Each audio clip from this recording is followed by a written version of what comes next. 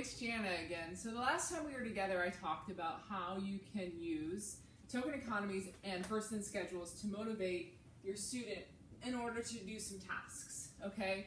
And so when I was talking about those last time, I was talking about how you offer choices to see what they are willing to work for. So then you can say at the top of your board, I am working for video games. I am working for chocolate. So let's say you are working with a student who cannot make a choice, right? They don't know how to say, I want that, or I want this, or point, or make a selection when there's a choice pool, when there are many things to choose from. So when you can't have a student make a choice based on simultaneous presentations, right? So you can say, do you want A or B?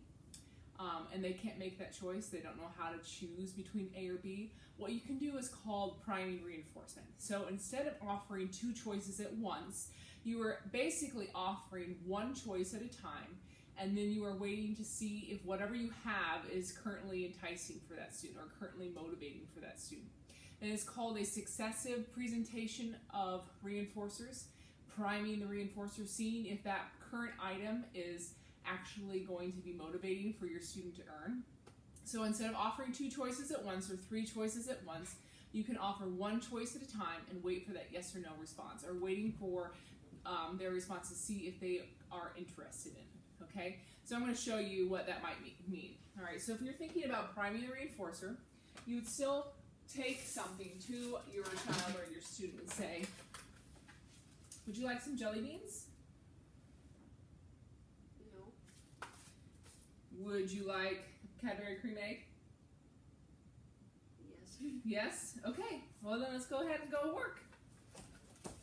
So what I have done is I've offered one thing at a time and to see if that is enough to entice the child to come over and work. So again, this is priming the reinforcer, taking something to the child, priming it, seeing if it is currently motivating, and seeing if that is enough to get the child to come over and work. Sometimes it's best to have something like a consumable, right? Something that the child can eat, and then it will be digested, and then you can offer more of as soon as they get to the table, or for every response that they do after they get to the table. And then we call that a consumable, something that goes away after you give it to them. You may not want to offer something that is like a video game, right? Because that is not something that can be easily taken away or is not easily consumed.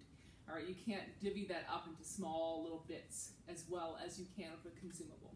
So again, this is priming the reinforcer versus using a choice system in order to see if you can get your child to come over and work. So again, it's called priming the reinforcer, presenting one choice at a time and waiting